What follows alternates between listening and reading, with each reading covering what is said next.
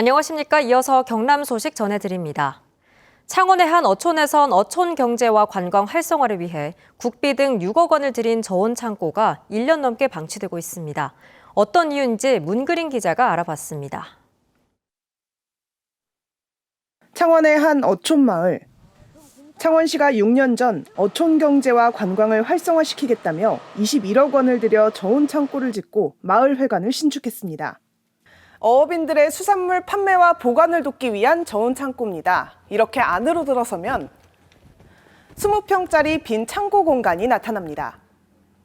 하지만 지은 지 1년이 지나도록 내부는 텅 비어 있고 단 한 번도 사용되지 않았습니다. 저온 창고가 필요했던 어민들의 기대는 실망으로 바뀌었습니다. 가생산이 됐을 때 시세도 약하고 판매처도 제대로 안 되고 하기 때문에 우리는 그거로 냉동을 해놓았다가 다 지은 저온 창고를 사용하지 못하는 이유는 뭘까? 창고 설계 변경으로 주민들의 자부담금이 5천만 원 넘게 늘어났는데 이를 두고 갈등이 빚어졌기 때문입니다. 마을 주민들은 농어촌공사가 주민 동의를 구하지 않고 설계를 변경했다는 입장인 반면 농어촌공사에서 요구를 하는 마을 자부담금이 마을 주민들의 의사하고는 안 맞는 이야기입니다. 농어촌공사에서 그것은 처리를 해야 될 그 부분이지. 농어촌공사는 소통이 원활하지 못했지만 주민들의 요구로 설계를 변경했다고 항변합니다. 저희도 조금 놓친 부분도 있고 소통이 안 된 부분도 있지만 결론적으로는 자부담을 지침상으로는 내야 하는 게 맞기 때문에 저희가 일부를 감해드릴 수도 없고. 창원시가 중재에 나섰지만 6억 원이 넘게 든 창고는 무용지물로 방치되고 있습니다. KBS 뉴스 문그린입니다. 현대위와 비정규직 해고 노동자들의 불법 파견 규탄 집회가 1년 넘게 이어지고 있습니다. 회사 측이 형사 고소와 본사 이전까지 언급해 갈등이 커지고 있지만 자치단체의 중재 의지에는 의문이 일고 있습니다. 김소영 기자가 보도합니다. 지난해 2월 자회사를 설립한 현대위와 하청 노동자들이 제기한 불법 파견 소송에서 잇따라 패소하자 법적 위험을 줄이기 위한 조치였습니다. 현대위와는 창원공장 하청업체 소속 300여 명에게 자회사 채용을 조건으로 불법 파견 소송을 제기하지 않겠다는 약속을 요구했습니다. 이를 거부한 46명은 해고됐고 직접 고용을 요구하는 집회를 지금까지 이어가고 있는 겁니다. 이 투쟁에 있어서는 지자체에서는 아무런 관심이 없었고 지금까지 대화나 현대위하고 대화할 수 있는 그런 마련의 창을 전혀 해주지 않았다고 봅니다. 회사는 해고 노동자들을 업무방해 등 혐의로 고소하고 집회금지 가처분도 신청했습니다. 지자체에는 소음과 현수막 등 150여 건이 넘는 민원을 제기하고 본사 이전까지 언급했습니다. 불법으로 설치한 각종 깃발이나 현수막들 때문에 이런 기업 활동까지도 좀 애로가 있는 상황입니다. 각종 비즈니스 미팅이라든지 대외 활동들까지도 이제 창원이 아니라 수도권으로 바꿔서. 갈등이 커졌지만 1년 5개월이 넘도록 경남도와 창원시의 중재 시도는 없었습니다.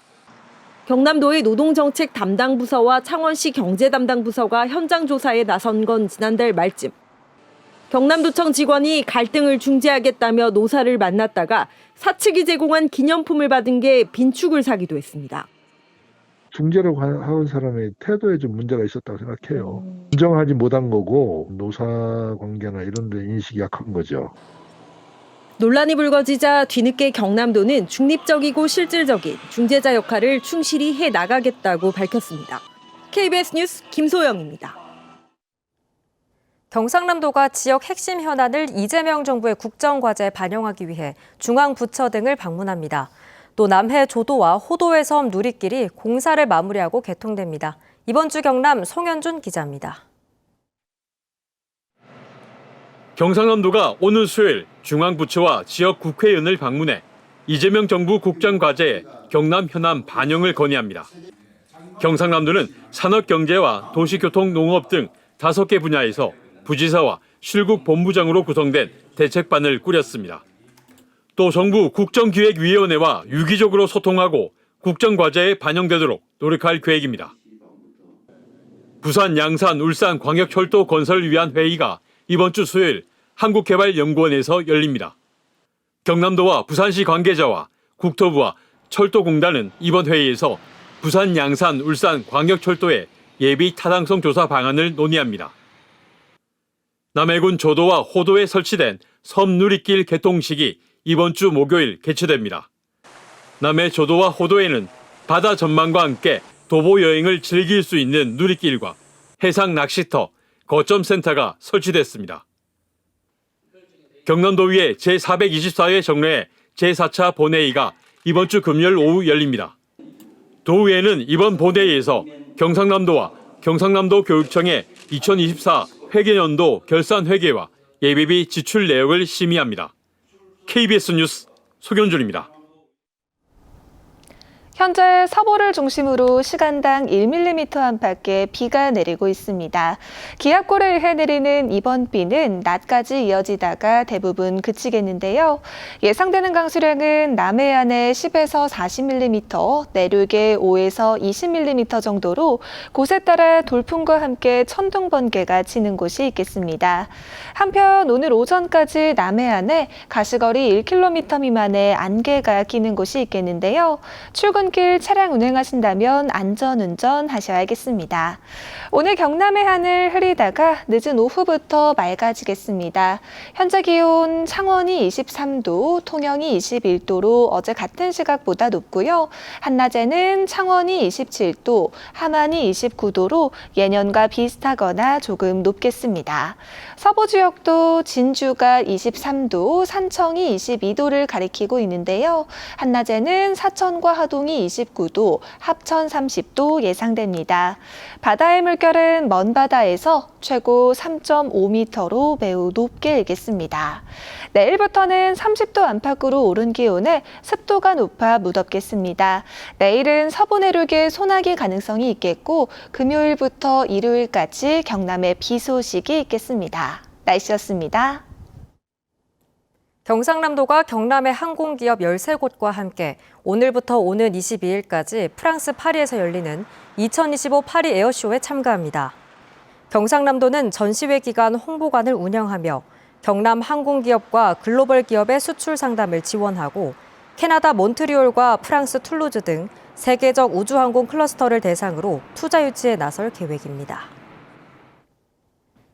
B&K 금융그룹이 소비 위축과 고금리로 어려움을 겪는 소상공인과 자영업자 지원을 위해 경남은행에 지역경제 희망센터를 신설합니다.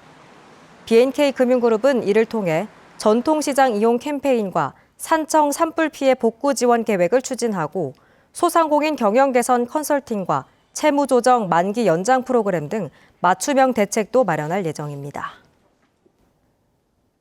경상남도가 서민 물가 안정을 위해 올해 말까지 착한 가격 업소를 820여 곳으로 확대하고 이미용과 세탁, 목욕업 등으로 업종을 다양화합니다. 착한 가격 업소는 각 시군이 가격과 위생, 청결 등을 평가해 선정하며 자치단체가 공공요금과 쓰레기 봉투 등을 지원합니다. 창원해경이 오늘부터 다음 달 4일까지 관계기관과 함께 폐허구 불법 투기 예방을 위한 합동점검에 나섭니다. 해경은 어선에서 발생하는 폐허구의 적법 처리 등을 중점적으로 점검하고 폐유와 쓰레기 등 오염물질 처리 과정도 점검합니다. 밀양시가 오늘까지 적극 행정 우수 공무원을 뽑는 온라인 시민투표를 진행합니다. 밀양시는 상반기 우수 공무원 선발 인원을 5명으로 확대하고 포상금도 50만 원으로 늘리기로 했습니다. 경상남도와 경남관광재단이 오는 21일까지 서울 지하철 잠실역사에서 하동산청 특별관광 홍보관을 운영합니다. 이번 홍보관은 여름 휴가철 관광객을 유치해 산불 극복에 도움을 주기 위해 마련됐고 섬진강과 녹차밭, 지리산과 동이봉암촌 등 관광 명소를 사진과 영상으로 소개합니다. 경남 단감 농가들이 인구 변화와 소비 행태 변화에 맞춰 단감 소포장 판매를 확대합니다. 경남농협은 최근 지역 31개 농협이 참여하는 단감 경남협의회 운영위원회를 열고 주로 10kg 단위로 포장 판매하던 부유 단감을 5kg 이하 소포장으로 판매하기로 결정했습니다. 경남지방중소벤처기업청이 유럽연합 EU의 탄소국경 조정제도에 대비해 오는 27일까지 탄소 배출량 산정 지원 사업 참여 기업을 모집합니다. 선정업체는 탄소 배출량 측정을 위한 전문 인력의 현장 방문 등 맞춤형 상담을 제공받습니다. 뉴스를 마칩니다. 시청해주신 여러분 고맙습니다.